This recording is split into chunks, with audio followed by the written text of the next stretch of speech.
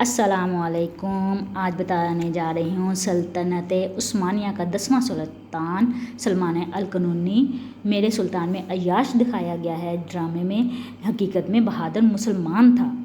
یہ پوری دنیا کا حکمران تھا، وہ حکمران جس کو دنیا کے حکمران سلطان عالم، سارے عالم کا حکمران کہتے تھے۔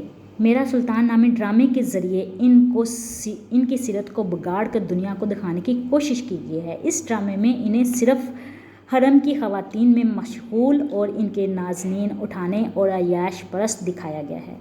یہ ہے عثمانی سلطنت کا 10واں سلطان، سب سے عظیم حکمران سلمان القانونی رحمۃ اللہ۔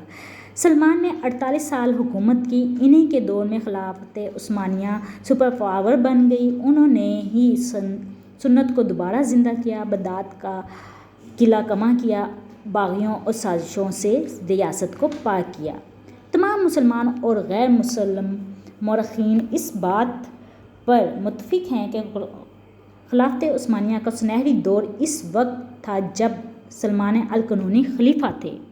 انہوں نے مملکت کے لیے قانون سازی کا جو خصوصی اہتمام کیا، اس کی بنا پر ترک انہیں سلمان قانونی کے لقب سے یاد کرتے ہیں، جبکہ مغرب ان کی عظمت کا اس قدر متعارف ہے کہ مغربی مصنفین انہیں سلمان ذی شان یا سلمان عالی شان اور سلمان اعظم کہہ کر پکارتے ہیں۔ ان کی حکومت میں سرزمین حجاز، ترکی، مصر، الجزائر، عراق، کردستان، یمن، شام، بیت المقدس، خلیج فارس اور بحیرہ روم کے ساحلی علاقے، یونان اور مشرقی مغربی ہنگری شامل تھے۔ انہوں نے ہی جہاد کو عروج پر پہنچایا۔ ان کی زندگی کا سب سے اہم معرکہ محاصرہ ہے، جس پر پورے یورپ میں ماتم کیا گیا تھا۔ امت مسلمہ کا یہ عظیم قائد، جن کی فوج کا ساری دنیا احترام کرتی تھی اور ان کی فوج کی حرکت سے صلیبی حکمرانوں پر لرزہ طاری ہوتا تھا، ان کی حکومتیں ہل جاتی تھیں۔ ان کے عہد میں مسلم افواج یورپ کے قلب میں پہنچ گئی تھیں۔ 2 بار ان کی فوج فنا کے فصیلوں سے ٹکرائی۔ ان کے زمانے میں خلافت عثمانیہ 3 براعظموں تک پھیل گئی تھی: ایشیا، یورپ اور افریقہ۔ سلمان عالی شان کے دور میں خلافت عثمانیہ بلا شبہ غیر دنیا کی واحد سپر پاور بن گئی، جس کے بارے میں کسی کو اختلاف بھی نہیں۔ انہی کی فوج دنیا میں نمبر 1 تھی۔ انہی کا اسلحہ سب سے جدید اور خوفناک ہوا کرتا تھا۔ سمندروں، ساحلوں، بندرگاہوں اور آبی گزرگاہوں پر انہی کی فوج کا راج تھا۔ جرمن مورخ بالمر کہتا ہے کہ یہ سلطان ہمارے لیے صلاح الدین ایوبی سے بھی بڑا خطرہ تھے۔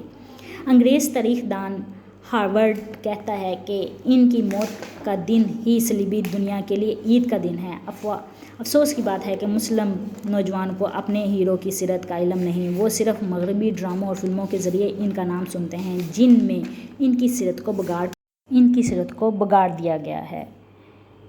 سلطان سلمان القانونی خادم حرمین شریفین اسلامی تاریخ کا ایسا نام ہے جس پر خود تاریخ بھی نازا ہے۔ ان کے تذکرے کے بغیر تاریخ کچھ بھی نہیں ہے۔